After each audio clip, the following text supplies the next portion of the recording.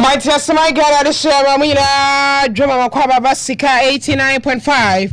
And you may see Cassia was when you may in Semahudua, dear him, dear, the Cheche, or my Mudoson, yes, out Siano. Yes, some of us of Alasana Kujabo, so my at Nasi, I can get some Casabana Information Center out also. Facebook on Sikka FM 895 live. YouTube is Sikka FM 895 official. TikTok and actually at Sikka FM. And you may say my address from the Makutane be any. Our yes for Honorable Mutaka Mubarak Edia to just set.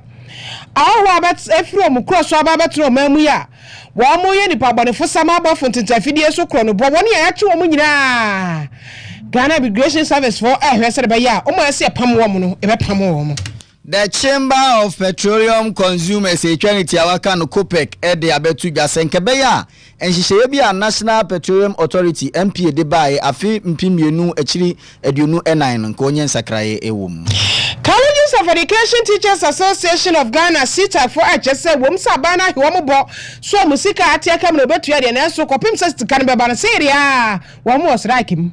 Don Frefo abedi achire edema ejo NDC amanyuko no elekem kotoko ede abetu jase abanya nhihye na nkaka ho akoni abedi atese abaye adesoa oman mu no enka wonye ho bibi na kani mampani nana adodankwa ekufuado amemumu papa inu ya assistant secretary ura Ibrahim Ejeyi wona eka kire abane se ebeya wonye ketecha kwan ketenkete awon krasere beya traffic bebrebe ni nipa dudu enya ka enkofie no eto ebetwa yede ani bechire mu dagombala yo wawie mamunya ntie wo jahehye ekoso ne ma ekoso nyina no anwumre ye bechire mu ensembika wonim ho ne yesine kosobeti semo ede asomfa woti enka anwumre yi eyeme mrantie nuaba maame efumuwa kafena mene berima ba nana yawo yeboa trake wan ye gina so aba Sikka FM trake wan ye ne yakro no Sikka FM 89.5. Yes, Suma Santimai. Sikka FM 89.5. Yes, Suma Santimai. Yes, Suma Santimai. Ghana mai we are seeing na aka wa fei yewura esumnemo angaza. Also for na sha efie bambo ho sam eso meche interior minister onukura yada ena ye aswa sembra she bedwani honorable Mutaka Mubarak wono ena de atu dwase ahoho ya wo mu firi wo mu memu ababetro memu a wo mu ba ye wo mu hwe so enya dwuma eseso wo mu ye anase tenti wo mu ba wo mu hwe so nye na emom wo madani ahoho bate abantimpunu mu fo ya chese enipa bonefo sam no mu di ni kurai mu woni a womo bunkofo hunimu abefo tentafidie so ene womo a eda nkofo ye dumbotu kwaso ne ade wo makwakogu fie bi mu ye chese ye hu omo kire kwan a enei abosifo ni Ghana Immigration Service fo aka bom akwakosesa wo mo no wo chese safo ni nyina womo yi womo nsemu hwehwemu womo ya che womo ni nyina da na de asase ade ne koni nchini ede ne bekọ wo chese fiti bra womo he operation yi asei eni baba akoma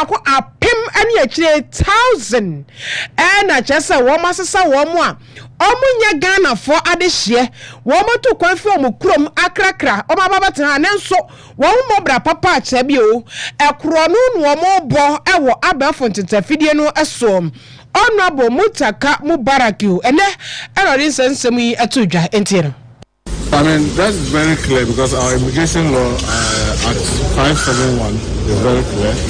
If you come into our country and you flout the visa condition that you came in, the first option for immigration is to remove you. So we've been busy doing that. But those who are involved in criminalism, we try to present them before the court for prosecution.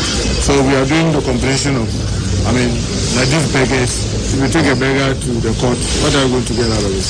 But some you see that they do heavy defrauding and all that. We make sure that they are prosecuted. When they finish serving their term, we take them home. Since I came, a number had come before me. These guys have done this, they finished serving their term, so we are removing them. Others we get, and you see that the best for you is to remove them. And the immigration is doing excellent work. if you're about so honorable Mutaka Mubarak or Manaswa, Wakachina Ghana Immigration Service in Penny 4 set one more and share na will be our bonny whom dear Jumanimu. Now, what's a say a bonabasso and as a promotion? Why are crow what drew see a money promotion? Omo no more I do sa promotion level in another young far a mom in Tianaso. We came to thank the ministry for all the good work that we've been doing and to show us of their support. Most of the reforms that we are trying to bring to the Ghana Immigration Service. They reiterated the issue of our porous borders and the infrastructure need of the service. They acknowledged in this 1 year some of the great things that we started doing, including the 7 regional offices that are simultaneously being built, the work that we are doing on their head office, even though it's stored, and I told them why it's stored. And assuring them that this year we are very grateful and hopeful that it will come back to fruition. And about the border control challenges, told them what we are also doing, trying to get a system that is fully owned by us and that is able to help us track not only at the legitimate crossing points, but even the illegitimate crossing points. And the issue of their established posts came, which is a very key thing for many officers. And I said that, yes, if we were to continue the way probably others are done, yes, we can end up pleasing people who are seen or aligned to us, but we'll end up messing the whole service. So it requires a lot of sacrifice. Because I couldn't fathom why a service like Ghana Immigration Service should have more deputy commissioners than even police. That is much bigger than, because we have about almost 50,000 police men and women officers. The immigration is less than 20,000. They are just about 18,000 plus. Yet they have this kind of top heavy. And also reminded them that, yes, I know the council is under enormous pressure because those who are assistant commissioners, in April, based on the information I have, about 39 of them will be due to be promoted. But the regulation is very clear. You can only promote if the vacancy is available. And now we have this heavy top. So I also challenge the council to come up with how do we create a system that's fair and equitable. So even people are not promoted, what system can we develop that will create the kind of fairness? What do we do with even the law? That tomorrow you don't come today, try to you are spending all the time to clean it up. Then with a greater respect, another time another person comes to mess it. What do we do to safeguard that? So that the sacrifice that people will be making will not go in vain. So this among other things that we discussed, and I'm really grateful for the council to have taken time out of their busy schedule to come interact with me and let me know some of the things that they are doing. And yet, here I'm against for Honorable Mutaka Mubarak. Abusayen to Kase3 so ne amfi ani nkyerɛ mu National Petroleum Authority MPO asoya hwe fango ho nhyehyɛ so man mu afimpi mienu ne aduonu nan e no de nhyehyɛ bi ba abonten a kyerɛ sɛ kwan ya bɛfa so a ye bɛkrakra ya fango ne kwan ya bɛfa so ye bɛto fango mu kwan ya bɛfa so ye bɛtete so nyina ho nhyehyɛ nyina ode ba abonten abrofo ka sɛ ye frɛ no pricing guidelines ɛno ɛna kyerɛ sɛ ukyerɛ mu a ewo etoda wo brebi e wo se yeto fangu ni mu koduru a yentimi mpagya mu biem ewo baabi nso e wo se yete fangu no so beduru nso a yentimi nti so biem eno na the Chamber of Petroleum Consumers etwaniti awaka no COPEC e de abeto dwa se saa hyehyɛ na ebeto dwa mfie mienu atwa mu nke be ya adabraka enka NPF wanyo no omunye mu ensakyerɛ sanse se fangu no de kyese ba na eba fom na eba fom beduru baabi na se fuel stations ahodo no entimi entete so de a na kyese emwa matime mufo no omo ho entom panyi kwankyerefo a kyese woyɛ twetwefo panyini de ma COPEC ɛyɛ onumunyamfo Duncan amoa na ekyirim se ɛbɛyɛ enka NPF omunya nsakere kakra ho na enka fango buo no esuntim ntia na Ghanafo ɛho entom yenkoni nkotie panyi kwankyerefo ɛyɛ Duncan amoa. The price floor that the NPA sets is outdated and has got to go. In a deregulated market, some of the best outcomes is market competition. And sometimes inventories or mode of payment for products will dictate how much I pay for product A as opposed to how much the next person pays for product A. And so if I have cash and I am able to negotiate, a fairer price, I am able to probably pay off instantly and get lower price. And while somebody going for credit may probably be priced a bit higher. And so we don't see why a regulatory body would want to disturb itself and all of us with price floors, price ceilings. Leave the market to, as it were, work towards an efficient pricing mechanism. If an OMT can go below the price floor you set, you are only inconveniencing consumers. Church for penny Edema Kopek Duncan Amwa Nature Musa oh and she had done the Chamu into Omuntunga so Muntungukra Omunyan Satra and Anusia pe and a penny cancher for Edema Economic Regulatory and Planning Edema MPA and so Edema to Musa oh and your way and ama petron yentimenti so na yentum we hye we de eboapa yenkɔ ne nkoti Abbas Tasunti. Star Oil's prices for the past 4 windows, let's take from the first window of December 2025. Comparing that to the price floor, Star Oil has always priced above the price floor. So and even when they have decided to discount for some of their stations, the discounted price is also higher than the price floor. This should tell you something, that even for Star Oil, who is making this claim, they are not selling even at the level of the price floor to warrant this argument that had it not been for the price floor, they would have sold lower. So let me give you specific numbers. If you take the first window of December, the price floor for petrol was 10.98 cedis per liter. Star Oil's price was 11.97. I don't have information on what their discounted price for that window was. But second window of December, the price floor reduced to 10.67. Star Oil reduced its price to 11.35, still above the price floor. But they decided to sell at discounted price for some of their stations, and the discounted price was 10.97. This discounted price was still higher than the 10.67 price floor. Na chese fango no hye na omode abeto no filling stations ahodo no na chese omuni so enye omo MPA for na ama eno eye Abbas Tasunti.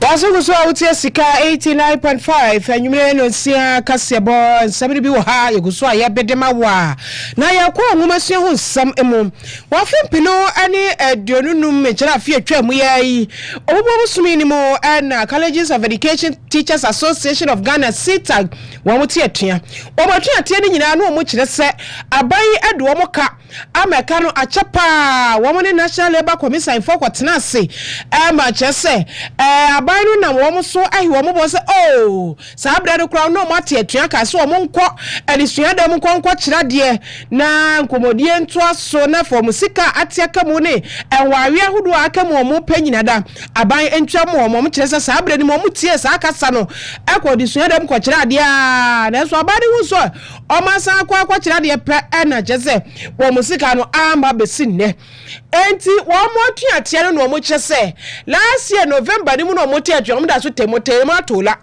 abade di kan ba be ka kire mo bio se wa tuatia ni de be ha adwene enti e be ya nko mo sanko enko tena enko adisua dem ko kire de na nkomodie ento so president Adema Sita Gowura Max Obunu kyese da bi afie wo mo nko de safra so wo mo kan wo mo gitumu ko tena ho ko kire ade pe ana sikane ka mu a eye ntuamfa mo mo ti afie die lalai nya de so mbekwa ko kire de da kopim bra wo mo ni NSC fokotenase National Labour Commission fokotenase na agreement ni nyina da he ne ntiase apa wo mo do mo sa ha asiri nyina de wo mo biada wo mo nsa betimi aka ansana ombekwa akokira de a omakwa akokira da nya sa de a atuatia no so mo to asweni Max Obuno yentie no. As you're already aware, SAG went back on strike on 24th of November 2025. We met the minister on 25th of November. He promised that we give him 3 weeks so that he will resolve the issue.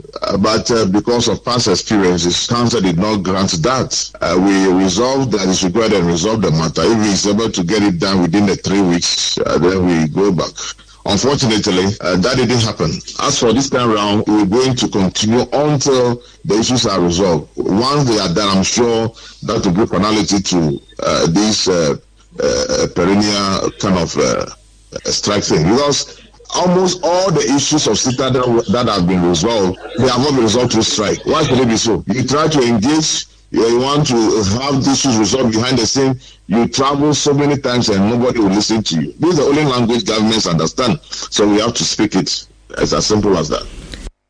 Enti president Adema Sita Gowura Max Obunu kyesa abano kasa watia aye strike nti omo so ombe kasa no e de a kire no kopembe omusika akam no omo nsabeka.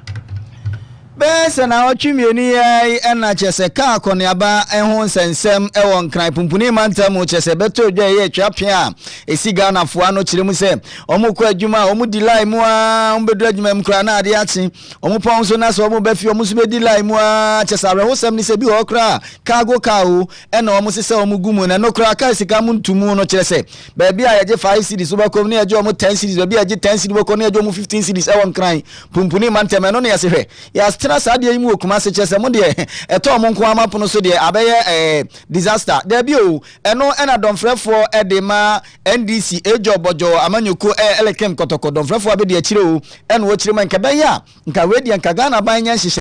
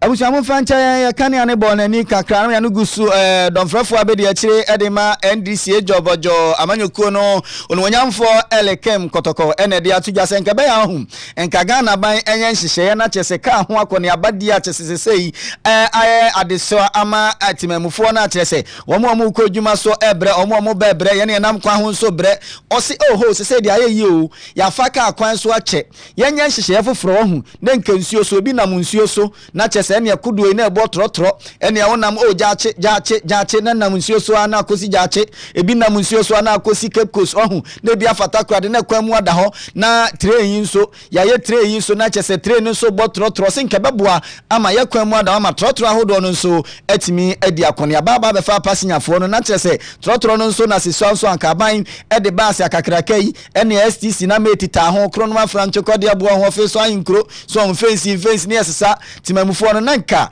timamufo ehon aham ti Ghana ban enye no ntu ehon anamo yenko ne yenko tie elekem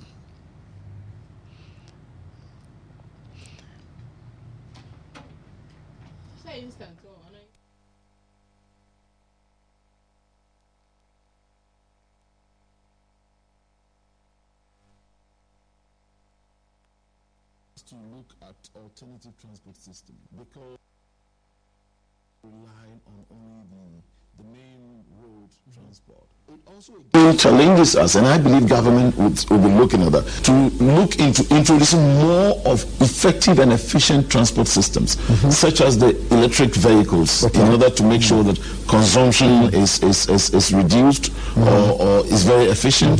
The environment is considered, climate action, sustainable development or sustainable living is also improved, amongst other things. So when we do this, that is why the Ghanaian was concerned when we heard of the Sky Train. Brilliant idea, but it ended up that it was just another avenue for corruption. Elekem kotoko amananso wa owie no chiremusenenso timamufoni bi nso ya ha adwenchese aban bosses ya yede abayi obehwem na metromas kofo ba asisi obewura hona atete apansam ayalolo obewura hona atete apansam STC cheze de ba bia omunya wusa ya aban ka nko ade a enhihye ani ensiesie ahodo a waso mu die e wo saa basis ne ho no omonhwe no mu ni o esaya aban na eto amana kura no odibo wo se yenhwe aban cars ni ye hwe ni ya eno so beboa ama oman no so yetumpon yenkotie. When you come to think of it, to train as a medical doctor to work on the human body, you need to go through medical school for 5 years or 7 years. Then now, to now be a driver, to move people from one point to the other, it takes just less than 3 months or 4 months, and then you are qualified. And then you carry people and many people.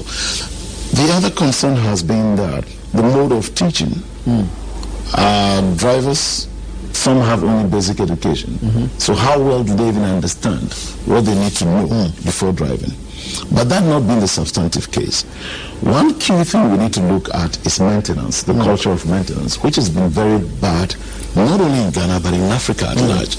You don't need to let things escalate to the highest level before you want to attend to them, because the cost of that maintenance or servicing will now rise because you didn't nip it in the bud when it started.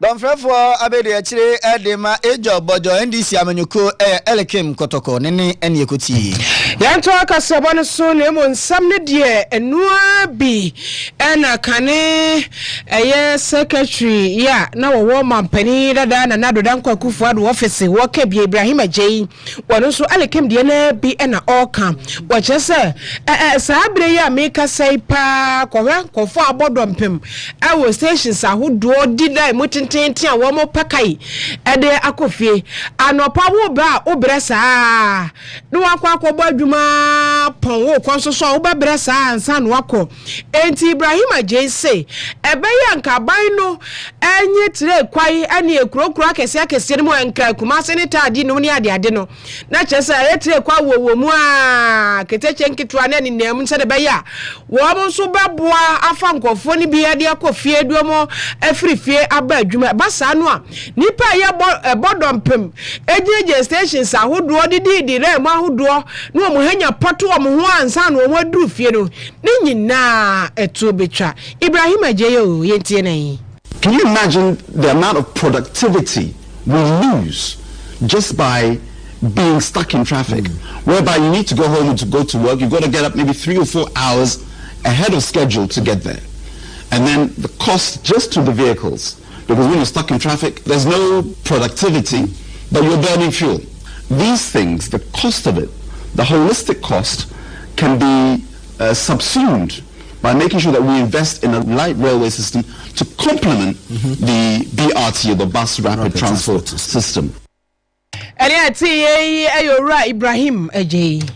Abusia ya tuaso ne akọ arehusem a chese memende esi ewo afokwanta be bia efra oda gombala ya chese ma munya ne ntie se ejamba mvantrupa ejakasie bi ahyehye omo a chese omo ne amanyina omadan ahodo nyina omabobo honmu abusia omo nyina bibia ahye chese ne dan yo odamo na dwayo ne kitchen o chese nipa be sempem hasa ena chese edan be sempem hasa ena chese ya hye chese da gombala ho de omo amfahwe eno ena assembly member edema da gumbala echirim se ejane de hyase memenda no ede nofe sanse omusta chesa hodo ni nyina abusia eye enua ni ntina chese eno aye denhia na ehye te se de udi eja egu wona udi nua egu mu chese tutuo ehye sa afenso na cylinders ahodo nso ewo mu a chese temamufo no a omote da gumbala ede no aduane de ye de tie no mambo adwuma kuo ba ise nko mo abedum adwuma kuo no omo ho echire omo ye pa kwan kura na nenka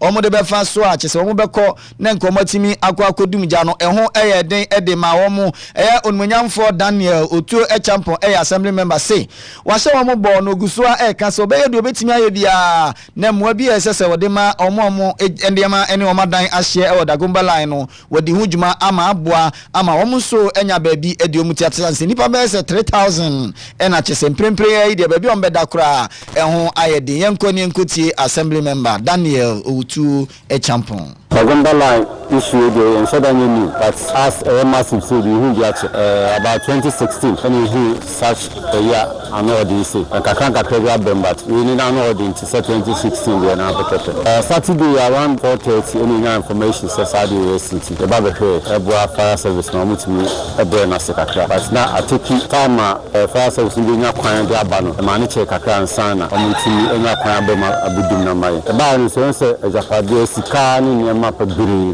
So yes, I say I sure had a rubber more than 300. That's here. He said, "You're casualty. I say I Caribbean now. You pay your food. No, better than me as well. Now for that Canada, he said, "Penny France rubber. Ababwa na your hair quite ababwa mususu. Mama said to me, no more. You may be that ha, be ha, be a minimum ha. The movie no mama be the minimum hour. And she, na rabwa mama and your matini assessing that the mama. Okay, so woman from what can do so. I will teach them at the mouth. So if it is Saturday in the no man or habits in the no so Gombada any Gombi D nti e pe bibi kakra ma mo di e pe ba di mo mo da nti na fa sa ni me so asa sha se ba because agomba da ho odin gombi di ho odin nti se ntempa na no ya assist o mo man ya emi once your life ni dey gidi se nyama nyina no e be kama na mo timi asa so mo da de ani mi ni ye hwe ani mo ni mi asa nyama bitimi asa sha se mom na mo ni ma na asa sha se mo timi ayo mo tuma ani de e be nyama oh support bi ma o man support ayo the mom ni ye se ye bo a mo be bia na mo da ani kakra dia no mbidi and they are having going forward ni dia also ye ha ni dia this the chief executive baba and penny forward tenacity na she should be how say the talk when bia because me buy and my head no mo di ko ma kire ama for 10 good years ni nya Sikka Kase3 but unfortunately ni be see at the na ko fa we so at the bar and she did send church any ma bia also the tutu akwan ma ni na di different the better ni aye na abo ama a house town so aye kama Bana Busani, a bed is a bit my mouth, the exact idea. But in some soldier, gas near the other munching, electrical gadgets and fuel munching. Ebusiana chirese assembly member Edema Afun Kwanta na chirese ochiremu adekodi a eji ejahihye no eba ye no ochiremu se oh etasi onanso wedi echese omo ho achire omo single room self contained omo timbe ho ni nyina ahihye na no si ya pe ene ensentroni akoko asensen so twebe ye timamufo ni bia ejahihye aka omo no no omo twetwe nkomo yenko ni enkuti omo so anu disem started by 4 to 5 million. No man who's we see a fast flow. No could do hollow my jar, Tejano and a table dance into me young, and I share the juice by the Ayajilay. Structures are a ship. And you need to make a buy while a baby do 200 and something. Japadia say they better say what I'm putting. You might be because a minimum containers a mean last name, a man, woman in Hashishi, or be anti bay a month for die bay or more TV in your man in Hashishi, or be any to be found at Tadia or Chakra. Patromon, my honorable car, ye, morning say.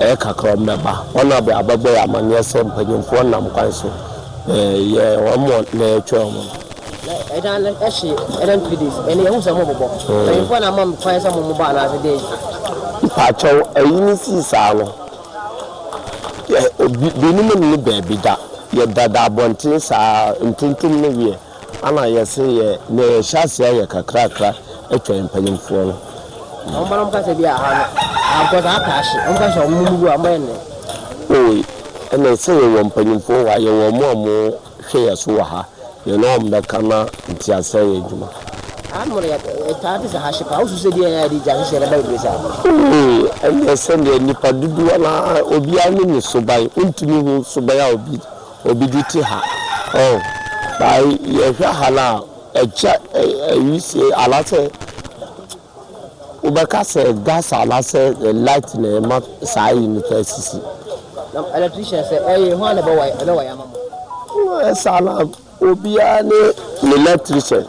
O ni intimi me die ni mo die ya ma me ba obi die intimi interest we nkoye. Oh.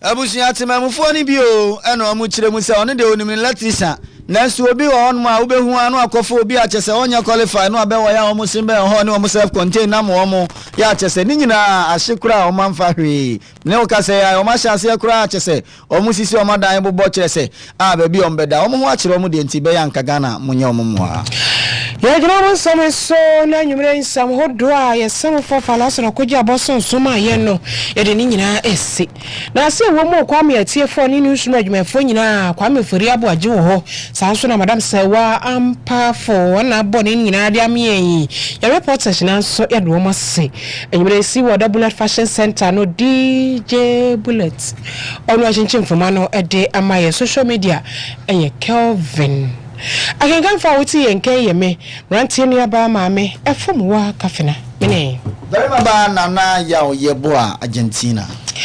Happy birthday to Detective Sergeant Techi Bafo Isaac. Okay, Detective Sergeant Techi Bafo Isaac Odosu Bekwai Ashanti South Region. And your birthday. Yeah, my happy birthday. DJ Bullet, my happy birthday. Ebuseni nyina sanya me show. Afei wama onu mo adwuma efo nyina so my happy birthday. Wo me hye sanya nkopon show nkoso amu ahoden ya chese odi bayu adwuma. Oyo man nyina ba mbofo ntinyame so omo ho ban emfa ma buseni nyina. Detective Sergeant Techi Bafo Isaac. Happy birthday.